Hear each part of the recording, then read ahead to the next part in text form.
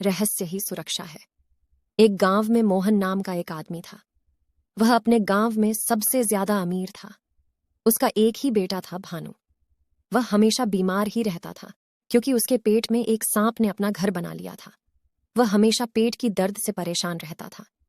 भानु के पिताजी ने बहुत डॉक्टर से इलाज करवाए, लेकिन कोई उसके पेट दर्द का इलाज नहीं कर पाया। वह सांप की वजह से दिन पर दिन कमजोर होता जा रहा था। भानु एक दिन उदास होकर शहर चला गया। वहां उसने एक छोटा मोटा काम ढूंढा। उससे जो कुछ थोड़ा बहुत पैसा मिलता था, उसी से वह अपना गुजारा करता और रात को एक मंदिर में सो जाता था। उसी शहर में एक बीरेंद्र नाम का अमीर आदमी अपने 2 बेटियों के साथ रहता था। बड़ी बेटी का नाम सुशीला और छोटी का नाम ललिता था।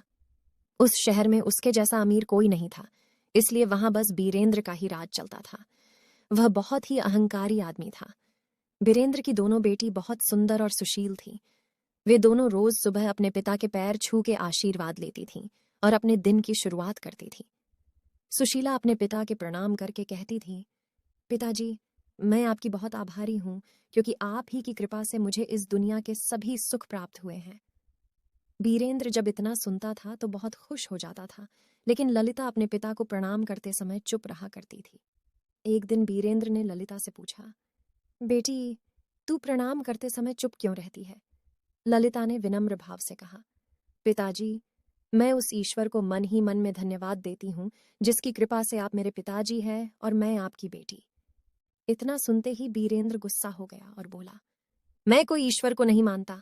ये सब ढोंग है। इतना सारा जो धन दौलत है, ईश्वर की कृपा से नहीं, मैंने अपने मेहनत से बनाया है।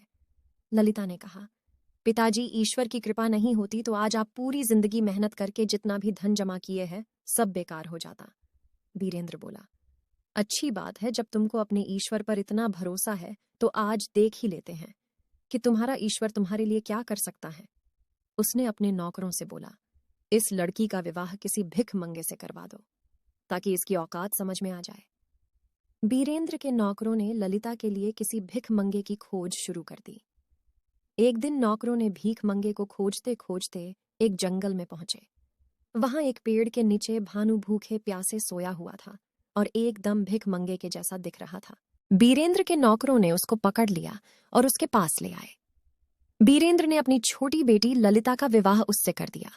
यह देखकर सुशीला ने उसका मजाक उड़ाते हुए बोली, व्यर्थ की बातें करके तुमने पिताजी को गुस्सा दिला दिया था। अब भी बहुत समय है, तू उनसे क्षमा मांग ले। क्या तुझे इतना भी पता नहीं कि किसी बड़े या अपने किसी गुरु सम्मान पिताजी की भावनाओं को चोट पहुंचाना सही नहीं है?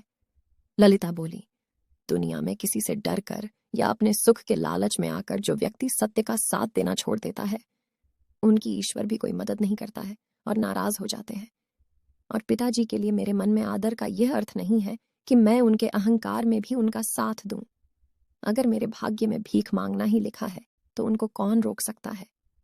बीरेंद्र ने ललिता और भानु को कुछ पैसे देकर अपने घर से निकल दिया और बोला, तुम अपना मुंह मुझे कभी मत दिखाना। ललिता ने खुशी खुशी अपने पति के साथ घर से निकल गई। जंगल की ओर चल पड़ी।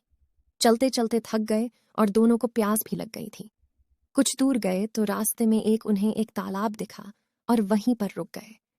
दोनों वहां पर पानी पिए और आराम करने लगे।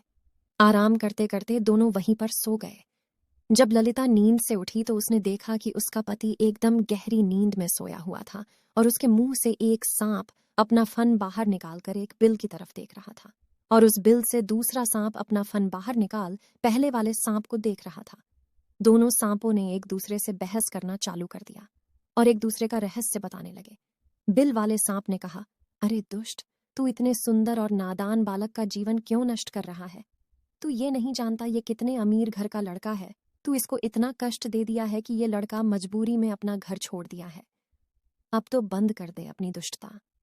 तभी भानु के मुंह वाले सांप बोला, तूने भी तो अपने बिल के अंदर एक विशाल खजाने को बर्बाद कर रहा है। तुझे तो मैंने कुछ नहीं कहा। तभी बिल वाला सांप बोला, मुझे तो किसी राजा के पूर्वजों द्वारा दिया गया वचन को निभाना है, इसलिए मैं इस खजाने की रक्षा कर रहा हूं। तो मुंह वाला सांप बोला, अरे तू क्या रक्षा करेगा? कोई आदमी तेरे बिल में बस 2 बाल्टी गर्म पानी डाल दे तो तू मर जाएगा और खजाना भी उसका हो जाएगा। कोई इस रहस्य को नहीं जानता, इसलिए तू अब तक जिंदा है। फिर बिल वाला सांप बोला, तू भी तो इसी कारण जिंदा है कि मूर्ख कोई तेरा रहस्य कोई नहीं जानता। लेकिन जिस दिन किसी को यह पता चल गया कि पुरानी चावल और सरसों का काढ़ा बनाकर इस लड़के को गर्म गर्म पिलाने से तू मर जाएगा, उसी दिन तेरी दुष्टता भी खत्म हो जाएगी। ललिता यह जानकर अचंभित हो गई कि उसका पति किसी अमीर घर का लड़का है। वो जल्दी से बगल के गांव में गई और गांव वालों से मदद मांगी। पुरानी चावल और सरसों का काढ़ा और एक बाल्टी गर्म पानी लाई। फिर उनसे उस काढ़ा को अपने पति भानु को पिला दिया और इसके बाद बाल्टी का गर्म पानी उस बिल में डाल दिया। दोनों सांप तड़पते हुए बाहर निकले और मर गए और भानु एकदम से ठीक हो गया। वह ललिता को दिल से धन्यवाद दिया और बोला, तुम नहीं होती तो पता नहीं मेरा क्या होता। ललिता ने खजाने वाली बात भानु को बताई और दोनों ने मिलकर उस जगह को खोदा तो वहां बहुत सोना, चांदी और हीरा निकला।